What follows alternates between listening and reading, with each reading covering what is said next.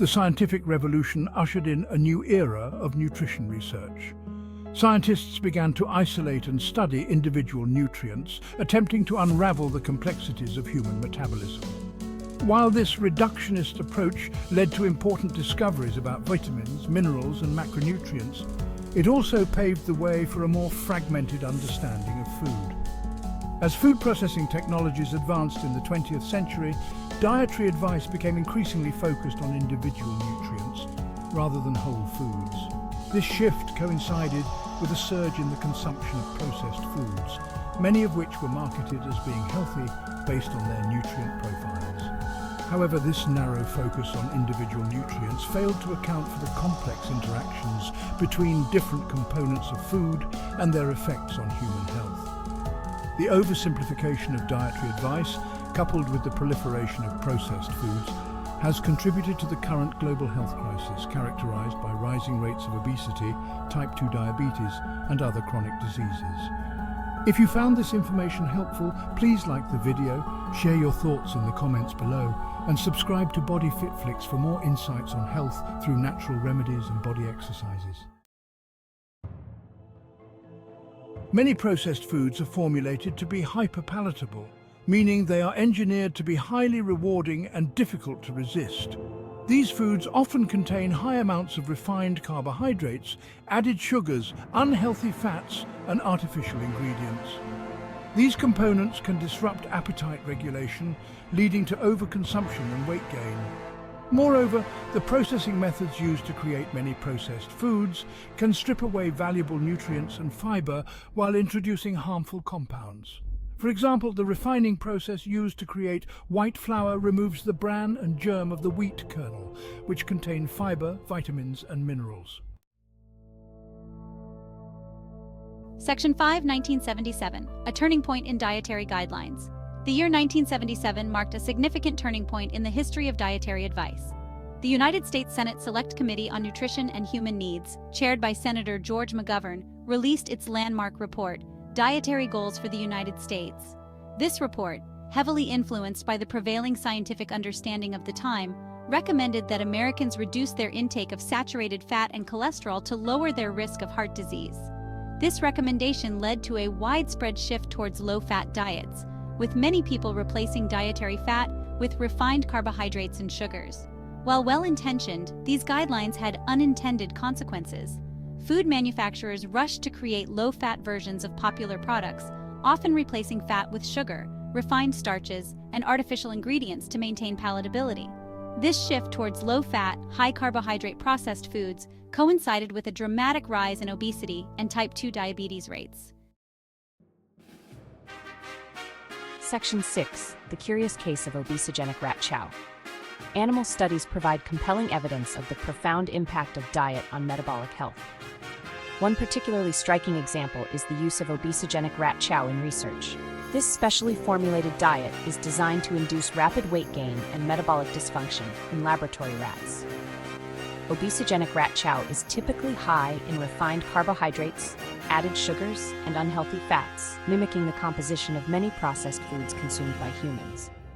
When rats are fed this diet, they experience rapid weight gain, insulin resistance, and other metabolic abnormalities that mirror those observed in human obesity and type 2 diabetes.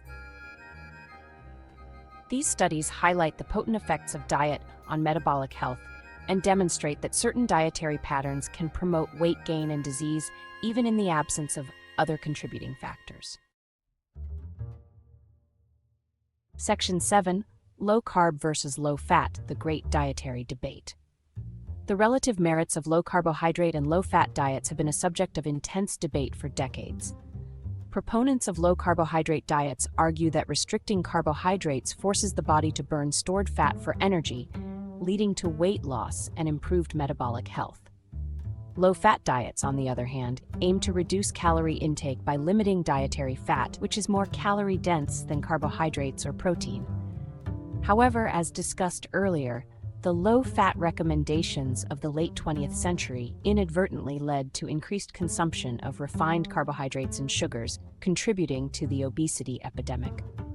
Emerging research suggests that the quality of carbohydrates and fats consumed may be more important than the total amount. Diets rich in whole, unprocessed foods, regardless of their macronutrient ratios, tend to be more satiating and promote better blood sugar control than diets high in refined carbohydrates and unhealthy fats. Section 8. The ultra-processed food paradox. Ultra-processed foods, a category of food products that have undergone extensive industrial processing, represent a growing proportion of the modern diet. These foods are often formulated with a combination of refined ingredients, added sugars, unhealthy fats, and artificial additives to enhance flavor, texture, and shelf life. Paradoxically, many ultra-processed foods are marketed as being healthy or nutritious based on their nutrient profiles or claims of added vitamins and minerals. However, these claims often mask the detrimental effects of these foods on overall health. The complex interplay between the various components of ultra-processed foods can disrupt appetite regulation, promote inflammation, and contribute to a range of chronic diseases. For example, the high levels of refined carbohydrates and added sugars in many ultra-processed foods can lead to rapid spikes in blood sugar and insulin levels, increasing the risk of weight gain, type 2 diabetes, and other metabolic disorders. Section 9. Rethinking Our Relationship with Food. The current state of the modern diet and its impact on human health necessitates a fundamental rethinking of our relationship with food. The overconsumption of ultra-processed foods, driven by a complex interplay of biological, psychological, and societal factors, has created a perfect storm for chronic disease. Breaking free from this cycle requires a multifaceted approach that addresses the root causes of unhealthy eating patterns. We must prioritize whole, unprocessed foods over processed products, cook more meals at home, and rediscover the joy of eating for nourishment and pleasure.